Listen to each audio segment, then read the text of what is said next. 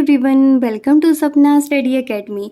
आज हम पढ़ेंगे एनसीईआरटी क्लास 10th ज्योग्राफी का चैप्टर नंबर 6 मैन्युफैक्चरिंग इंडस्ट्रीज। सबसे पहले तो हम ये जान लेते हैं कि मैन्युफैक्चरिंग कहते किसे हैं। किसी भी रॉ मटेरियल से अगर हम कोई भी वैल्यूएबल प्रोडक्ट बनाते हैं तो इस प्रोसेस को हम कहते हैं मैन्युफैक्चरिंग। अपने पोटैटो चिप्स खाने हैं तो इसमें पोटैटो क्या हो जाएगा, रॉ मटेरियल हो जाएगा और इससे हम जो वैल्यूएबल प्रोडक्ट बना रहे हैं वो है पोटैटो चिप्स। ऑल राइट, जैसे जो वुड है, वुड क्या हो गया, रॉ मटेरियल हो गया और वुड से हमें क्या मिलता है, पेपर मिलता है। शुगर केन रॉ मटेरियल हो गया और शुगर से वैल्यूएबल प्रोडक्ट क्या बनता है, शुगर बनती है। तो ये सारे के सारे क्या आ जाते हैं, वुड हो गया, शुगर केन हो गया, पोटैटो है, ये सारे के सारे आ जाते हैं रॉ मटेरियल जो प्राइमरी सेक्टर के अंडर आते हैं। और जितने भी आगे जो चीजें बन रही हैं, वैल्यूएबल प्रोडक्ट बन रहे हैं, उन्हें हम कहते हैं सेकेंडरी सेक्टर। और जो सेकेंडरी सेक्टर है, जितनी भी मैन्युफैक्चरिंग इंडस्ट्रीज हैं वो इसके अंडर आती हैं। तो मैन्युफैक्चरिंग की नीड क्या है, इसकी इम्पोर्टेंस क्या रहती है। जो एग्रीकल्चर है उसे कहा जाता है बैकबोन ऑफ इंडियन इकोनॉमी। तो मैन्युफैक्चरिंग क्या करता है, जो एग्रीकल्चर है उसे मॉडर्नाइज कर देगा, जितने भी नए नए तरीके लाएगा और उस वजह से ये मॉडर्नाइज करने में हेल्प करता है। जो भी इकोनॉमिक स्ट्रेंथ होती है किसी भी कंट्री की, वो मेजर होती है डेवलपमेंट ऑफ मैन्युफैक्चरिंग इंडस्ट्रीज से। जितने भी लोग हैं उन्हें सेकेंडरी और टर्सरी सेक्टर में जॉब्स मिलेंगी, उस वजह से इन्हें एग्रीकल्चर पे उतना ज़्यादा डिपेंड नहीं रहना पड़ेगा। हम चीज़ें एक्सपोर्ट कर सकते हैं, इससे ट्रेड और कमर्स हमारा इंक्रीज होगा।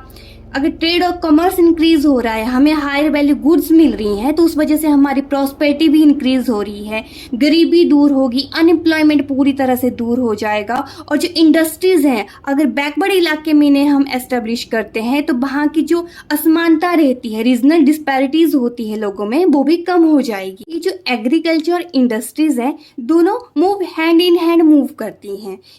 इसका क्या मीनिंग है कि एक दूसरे के ऊपर डिपेंड करती हैं। अगर एग्रीकल्चर को हमने मॉडर्नाइज करना है तो हमें किसकी जरूरत पड़ रही है, इंडस्ट्रीज की जरूरत पड़ रही है। इनके बीच में एकदम से गिव एंड टेक का एक रिलेशनशिप होता है। अगर मान लो जो एग्रीकल्चर है हमें रॉ मटेरियल देगा इंडस्ट्रीज को, कॉटन, जूट, ये सब किसे दे रहा है, इंडस्ट्रीज को दे रहा है। तो रिटर्न में इंडस्ट्री भी फार्मर्स को मशीन्स दे रही हैं, टूल्स दे रही हैं, इरिगेशन पंप्स देगी, फर्टिलाइजर देगी। तो ये एक तरह का गिव एंड टेक इनका रिलेशन रहता है। कंट्रीब्यूशन क्या रहा है इंडस्ट्रीज का टू नेशनल इकोनॉमी, जितना ज़्यादा अगर हमने एक्सपेक्ट किया था उतना हमें इसके रिजल्ट्स नहीं मिले हैं। इंडिया जीडीपी ओनली 17% है, जिसे अगर हम कंपेयर करते हैं ईस्ट एशियन इकोनॉमीज के साथ तो वहाँ पे हमें देखने को मिलता है 25 to 35%। यहाँ पे आप जीडीपी को देखेंगे तो सबसे ज़्यादा हमें मिलता है सर्विस सेक्टर से, फिर प्राइमरी सेक्टर से, और यहाँ पे देखेंगे मैन्युफैक्चरिंग सेक्टर से हमें कितना मिल रहा है, ओनली 17%। एंड ऑफ ग्रोथ भी इसका बहुत ही कम रहा है, जो है ओनली 7%।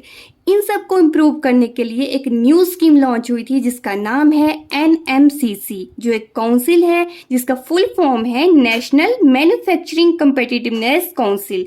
इसका मेन यूज करते हैं हम जितनी भी इंडस्ट्रीज हैं उनकी प्रोडक्टिविटी को इंक्रीज करने के लिए। ऐसे कौन कौन से फैक्टर्स हैं जिन्हें देख के हम किसी भी इंडस्ट्री की लोकेशन को डिसाइड करते हैं।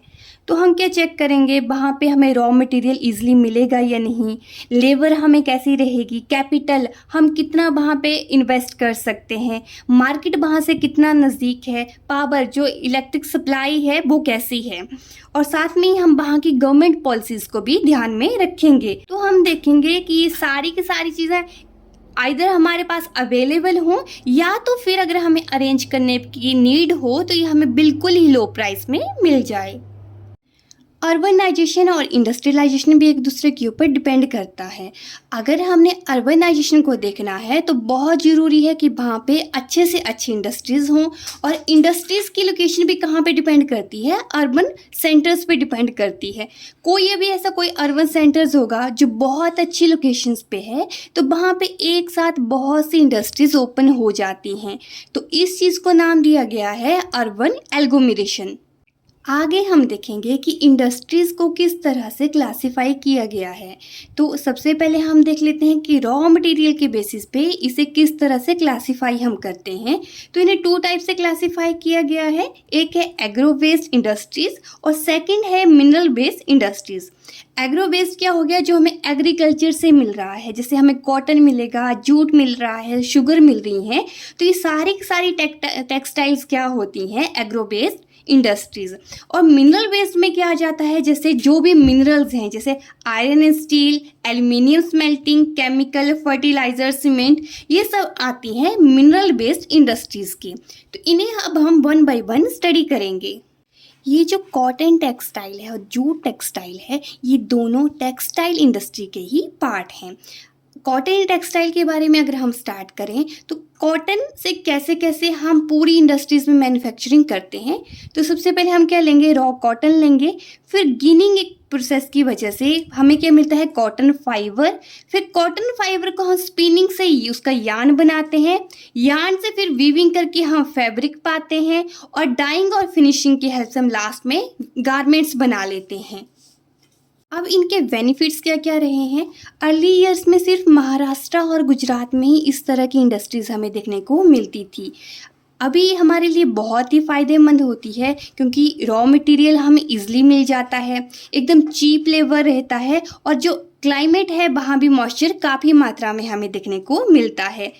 इस वजह से एम्प्लॉयमेंट लोगों में देखने को मिलता है, फार्मर्स में हेल्प होती है। इसके साथ ही जो और तरह की फैक्ट्रीज होती हैं, जैसे केमिकल इंडस्ट्रीज़ होंगी, डाइंग इंडस्ट्रीज़ होंगी, तो वहाँ भी हम एम्प्लॉयमेंट दे सकते हैं। हम यार्न को बहुत मात्रा में एक्सपोर्ट करते हैं, लेकिन इसमें एक खामी भी आती है।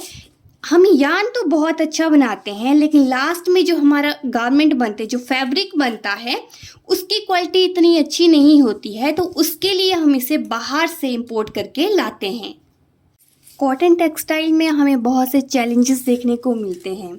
अभी जैसे भारत है, वहाँ पे बिजली का कोई पता नहीं होता है, एकदम अनसर्टेन यहाँ पे पावर सप्लाई है, कब आती है कब जाती है। साथ में ही मशीन्स इतनी अप टू डेट नहीं है, इन्हें हमें अपग्रेड करने की ज़्यादा नीड है। यहाँ पे जो लेबर प्रोडक्टिविटी है वो भी काफ़ी कम है और इनका जो कंपटीशन है वो है सिंथेटिक फाइबर से। इट मीन जो सिंथेटिक फाइबर क्या होता है, ये आर्टिफिशियली बनता है और ये इजीली अवेलेबल भी होता है। तो इस वजह से ये कॉटन टेक्सटाइल के लिए काफ़ी कंपटीशन में रहा है। इसके बाद है जूट इंडस्ट्रीज़। तो जो हमारा भारत है लार्जेस्ट प्रोड्यूसर है ऑफ रॉ जूट, लेकिन ये सेकंड लार्जेस्ट एक्सपोर्टर है आफ्टर बांग्लादेश। और most of the jute mills हमें देखने को मिलती हैं वेस्ट बंगाल में, नियर हुगली रिवर में। जूट इंडस्ट्री में भी हमें कई तरह के चैलेंजेस देखने को मिलते हैं, जैसे जूट का प्राइस बहुत हाई रहता है, तो ये आसानी से हमें से रिप्लेस कर रहे हैं सिंथेटिक फाइबर से, लाइक नायलॉन। नायलॉन का रेट भी इतना हाई नहीं है और ये इजीली अवेलेबल हो जाता है। दूसरा है कि हमें बहुत ही ज़्यादा कंपटीशन देखने को मिल रहा है, like countries Brazil and Bangladesh. इसमें थर्ड है शुगर इंडस्ट्रीज़।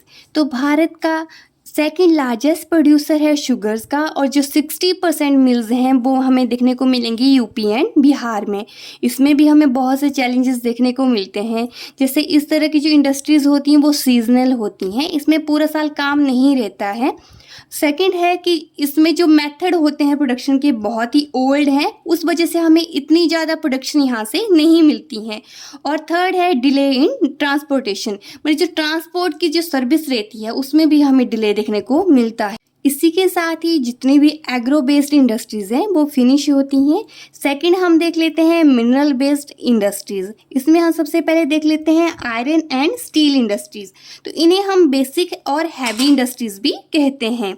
क्योंकि बेसिक और हैवी क्यों कहेंगे, क्योंकि बाकी जितनी भी इंडस्ट्रीज़ हैं इनके ऊपर डिपेंड करती हैं और इनका जो रॉ मटेरियल है और जो प्रोडक्ट इनसे बनता है वो बहुत ही हैवी होता है। तो इस वजह से इन्हें हमने नाम दिया है basic and heavy industries. Bharat की है second position to produce crude steel, okay, और लार्जेस्ट प्रोड्यूसर है ये स्पॉन्ज आयरन का। चैलेंजेस क्या क्या रहते हैं, इसका जो कॉस्ट है बहुत ही हाई होता है और यहाँ पे कोल एकदम हमें लिमिटेड मात्रा में देखने को मिलता है। सेकंड वही एनर्जी सप्लाई कैसी रहती है, इरेगुलर रहती है, पुअर इंफ्रास्ट्रक्चर है और जितना भी लेबर रहता है उसकी प्रोडक्टिविटी इतनी अच्छी नहीं है। लेकिन हम पढ़ेंगे एल्यूमिनियम स्मेल्टिंग इंडस्ट्री। अभी एल्यूमिनियम कहाँ से मिलता है? जो बॉक्साइट है जिसे हम ज़मीन से खोद के निकालते हैं, तो उसी को जब हम रिफाइनिंग और मेल्टिंग करके ही हम एल्यूमिनियम बनाते हैं। ये जो है सेकंड मोस्ट मेटलर्जिकल इंडस्ट्री है भारत में। अभी ऐसी इंडस्ट्रीज होती हैं जहाँ पे जितने भी मेटल्स का सामान है वो बनाया जाता है। और एल्यूमिनियम से क्या क्या बना सकते हैं, जैसे एयरक्राफ्ट बनाने में यूज़ होता है, यूटेंसिल्स बनाने में यूज़ होता है, और वायर्स बनाने में भी एल्यूमिनियम का यूज़ होता है। आगे आती हैं केमिकल इंडस्ट्रीज। तो केमिकल इंडस्ट्रीज में दो तरह के सेक्टर होते हैं। एक है ऑर्गेनिक सेक्टर जिसमें हम सिंथेटिक रबर वगैरह बनाते हैं, और इनऑर्गेनिक में क्या होता है, मैक्सिमम इनऑर्गेनिक केमिकल्स का यूज़ करते हैं, जैसे जिनसे हम बनाएंगे पेंट बनाएंगे, ग्लास बनाएंगे या फिर साबुन वगैरह बनाते हैं। तो ये सारे के सारे हो जाते हैं इनऑर्गेनिक सेक्टर में। फर्टिलाइजर इंडस्ट्री में भारत का थर्ड पोजीशन है टू प्रोड्यूस यूरिया। कहाँ कहाँ पाए जाते हैं इस तरह के इंडस्ट्रीज? गुजरात, यूपी, पंजाब और केरला में। सीमेंट इंडस्ट्री से हम क्या क्या यूज़ कर, जैसे सीमेंट कहाँ कहाँ यूज़ होता है, कहीं घर बनाना है, बिल्डिंग बनानी है, रोड बनाना है, तो हम सब क्या यूज़ करेंगे? सीमेंट यूज़ करेंगे। और जो मोस्टली प्लांट्स होते हैं वो हमें देखने को मिलते हैं गुजरात में। ये क्लासिफिकेशन था एग्रो बेसिस पे। आगे भी अलग अलग तरह से इन्हें क्लासीफाई किया गया है on the basis of main roles. इसमें दो तरह के टाइप होते हैं, की इंडस्ट्रीज और सेकंड है कंज्यूमर इंडस्ट्रीज। की इंडस्ट्री में क्या होता है, ये रॉ मटेरियल तैयार करती हैं अनदर इंडस्ट्रीज के लिए। जैसे यहाँ पे आयरन बन गया, स्टील बन गया, तो ये क्या होता है, दूसरी इंडस्ट्रीज ये रॉ मटेरियल यूज करती हैं। और जो कंज्यूमर इंडस्ट्रीज होती हैं ये सीधा प्रोडक्ट फॉर्म करती हैं, जो कंज्यूमर होते हैं वो इसका सीधा यूज़ करते हैं। जैसे पेपर है, इलेक्ट्रॉनिक्स है, तो इसका हम डायरेक्टली यूज़ करते हैं। ठीक है, आप समझ गए कि में क्या करेंगे, रॉ मटेरियल बनाती हैं अनदर इंडस्ट्रीज के लिए, और कंज्यूमर में क्या हो जाएगा, ये डायरेक्टली प्रोडक्ट बना देती हैं जिससे हम कंज्यूम करते हैं। थर्ड है on the basis of capital investment. जिन भी इंडस्ट्रीज़ में 1 करोड़ से कम में इन्वेस्टमेंट हुई होती है वो है स्मॉल स्केल इंडस्ट्रीज़, और जिनमें 1 करोड़ से ज़्यादा की इन्वेस्टमेंट हुई होती हैं वो आती हैं लार्ज स्केल इंडस्ट्रीज़ के अंडर। फोर्थ आता है on the basis of ownership. तो इसमें 4 तरह के होते हैं। पब्लिक सेक्टर जिसमें गवर्नमेंट के रूल्स चलते हैं। प्राइवेट सेक्टर किसके अंडर होगा, किसी भी प्राइवेट एजेंसी के।